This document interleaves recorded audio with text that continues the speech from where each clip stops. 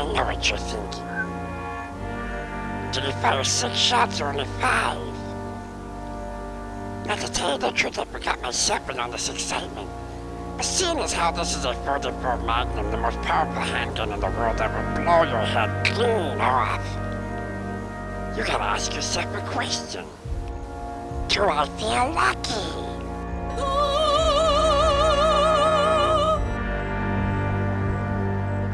Well, do you, precious?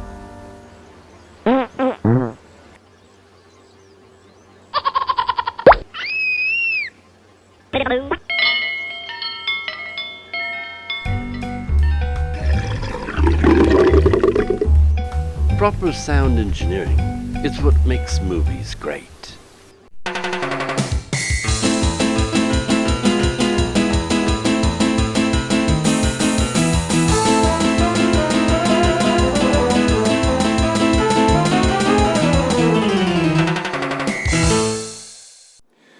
Well, it's 6:30 in the morning, and I'm getting ready to leave for my hour and 15-minute drive to classes. Yavapai College, where I teach, and I'm going to take you with me today so you can see a little bit about what I do out there at the school, and it ought to be entertaining, if anything. So let's go. Well, things are supposed to cool down to a nice brisk 108 today, so hopefully the trip won't be so bad. Driving out isn't an issue. Driving out is nice, actually. It's the driving home when every other idiot's on the road, and it's at the heat of the day, and I don't have AC in my car, so yeah, that drive home is nasty, but the drive out's good. So as long as one direction or the other is fine, we're good. Well, we're here at the school, and I guess if I sit out in my car, not much is going to get done. So I'm going to go inside. It's a nice place. This is a nice school. Actually, this is a nice town, and I would love to stay here, but I can't do that. Anyway, so here we go. This is my assistant, Emma. I make her do all the hard work because I have to walk upstairs. Make sure the legs are up. So just put the frame off to the side. Put that in, and then we need to put the big head on the table. Just set it on the table. It's not the stairs. It's going up them. And they're walking through this old house, and you hear wind blowing outside. And there's no music. Good horror has no music. No music. Sounds of the floors creaking. They hear something fall down from another room. A shutter bursts open and close. And they're walking down this hallway, and it's getting darker. And lights are on behind them, but they start going out as they're walking. And they get to a final door. And they're standing there. They're afraid to open that door. They know something's on the other side of that door.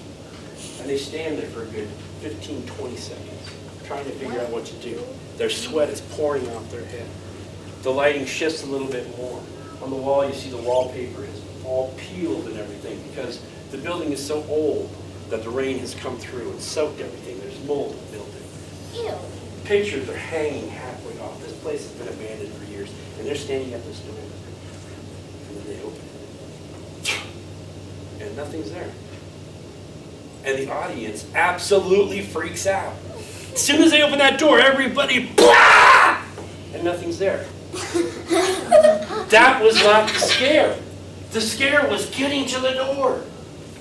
When they open the door, everyone, oh, jeez. Then the monster jumps out. And everybody wets their pants. Now, everybody here is going to be in this project, and you're going to be part of it in front of the camera, behind the camera, and so forth, which makes you a filmmaker. A filmmaker is a storyteller. So you're going to be telling a story, and you have to get your audience to believe your story.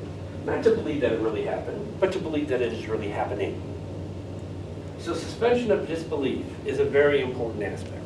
Suspension of disbelief basically means you have got your audience so involved in what's going on that they will accept what happens.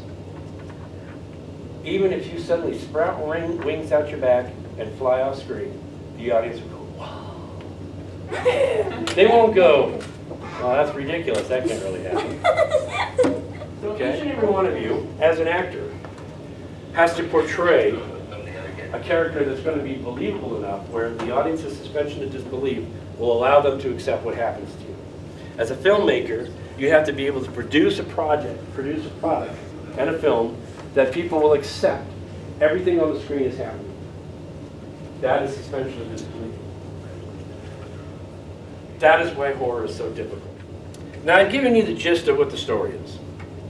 It's a fantasy adventure about being so involved with a specific subject matter that when a magic book, quote unquote, is open, that these events actually take place.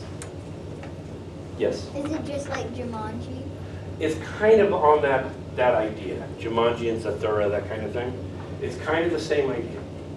The only difference is in Jumanji, if you remember, the kid got pulled into the game and then he came out again and everything followed. In Zathura, playing the game put their house in outer space. In our story, opening the book brings the subject matter that they were discussing to life. It makes it really happen. So when we start filming and we start doing our scenes, everybody, when I go into an accent like this, I mean everybody. Not just you. Not just you.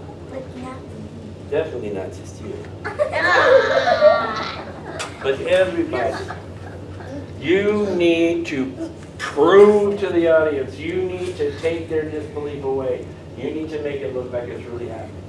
Now for our, so what we're going to do right now is my assistant,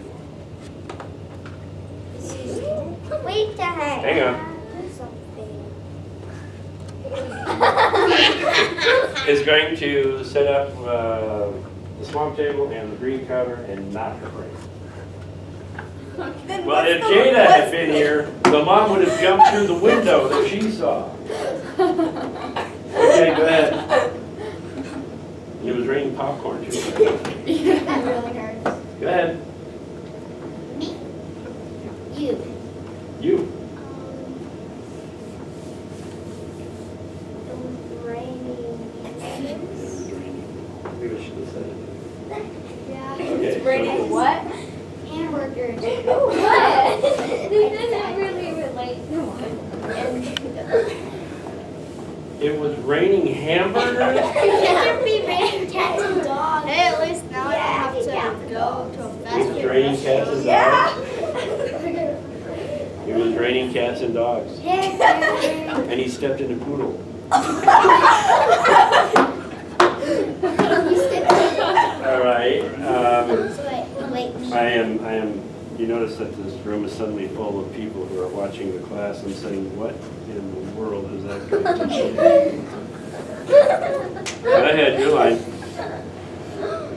I got a sense of my surroundings and tried to find the exit from the stomach. Okay. I know the exit. When I finally found the exit, I did something. Called out. Crawl down, find out, that's it. You may help me.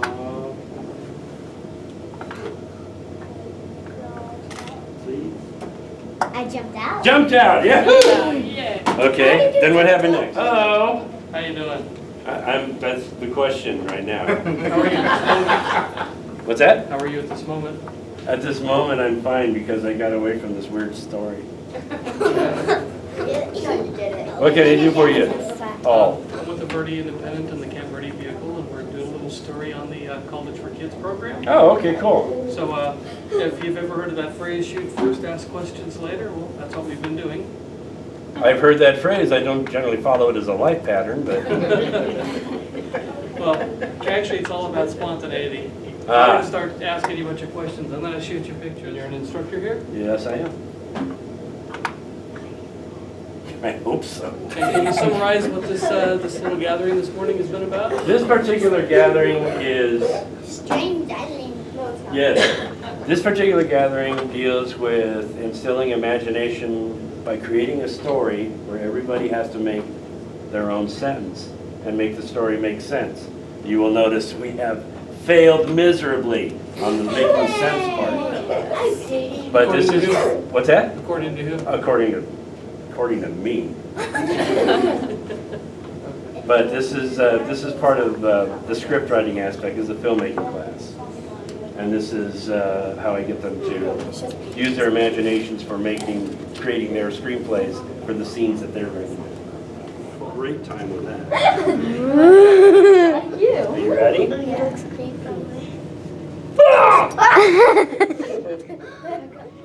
Okay. Reach through and find the hole first, so you can see where it is. Okay, don't climb in yet. Don't climb in yet. Okay, back up a little bit. Okay, ready? Yeah. Action.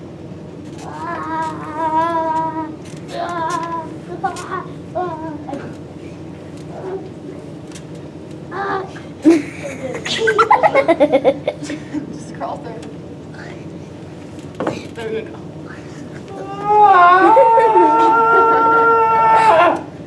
That was tough going down. Well, that's that.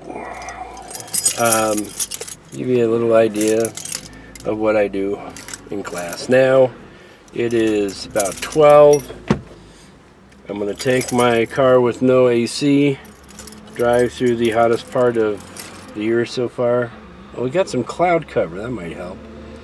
And head for home. It's about an hour and 15-minute drive. I'm going to probably pick up something to eat and head for home. And then I can come back and do it all again tomorrow. I actually very much enjoy it, so I'm not complaining. All right. I get asked quite often what it's like working in a bowling center behind the machines. A lot of people, for some reason, seem to think that behind the machines is a mysterious and magical place. It isn't. It's a place of grease and oil and machines. But I thought I would take you with me tonight. I go to work in about a half an hour, and I work till 1 in the morning. But I'm not going to film till 1 in the morning, but I'll give you a little bit of a tour of what it looks like in the back. Well, I'm here in the shop at work. I've been here for about an hour, and I'm already completely gross. Hands dirty, slimy, yucky, oily stuff. And I have some broken stuff I have to fix.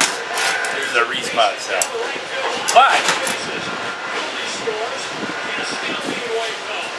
the Diamondbacks are ahead. So, things aren't going that bad after all. Let me take you and show you a little bit about how the machine works. It's a little noisy, but it kind of looks like a big laundromat. Let's get you one that's running here. There we go.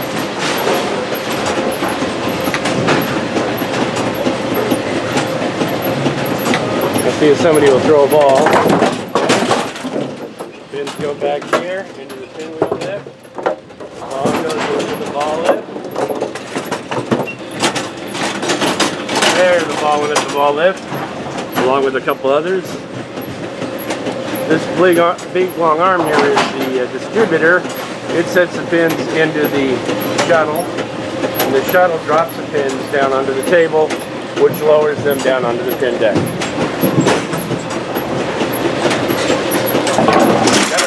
Got a ball. Let's find somebody who's hitting pins.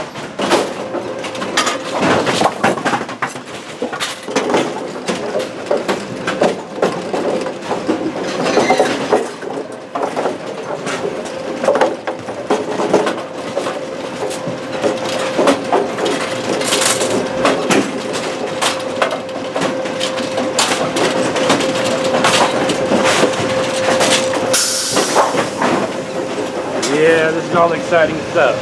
Fortunately, I have this room. And time has come. Which is the shop that we started this in. So these two devices down here, these are respot cells. These are the things that pick up the pins and then set them back down again when you don't knock them over. On that one lane, you'll notice that these were working overtime. These two are no good. Let's find out what's wrong with this one. This one, you can see what's wrong. there's a nylon tip that goes on the end of the cell, which allows the arm to slide smoothly across. This one is not only missing it, but the roll pin is still inside. So that's getting caught on the scissor, and it's causing it not to close properly. This one has got an insanely wide gap on it, so pins can fall right through it. This gap up here, there's a little screw that goes in here, and back when these machines had power cables that went into them to test if there was a pin in the scissor, when that opened a little bit, it would make contact, and that would send the signal to the machine, to the chassis, saying there's a pin in there. But you see the little screw there, you don't see the little screw there because it's gone. So this is opening wide and pins are falling through. So we're going to fix this one. And then we'll fix this one. And then they'll be fixed. So we're going to use the teeny tiny hammer. And we're going to use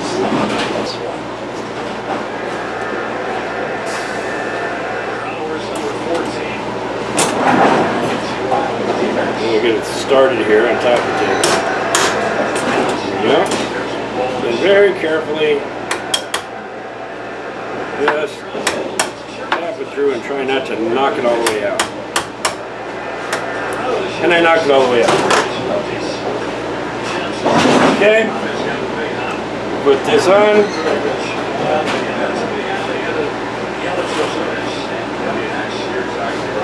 Put the roll pin in. Got to center it. Ta-da! Da-da-da-da-da-da-da-da-da! Da-da-da-da-da-da-da! Yeah. Well, it works. That's the main thing. Closes and it opens. And it slides nice and smooth. And that's that. Very simple thingy here. Now this one's a little bit more of a beast. Basically, I have to take this whole assembly off and repair that there link, basically, or that gap. Basically, I had to replace this part.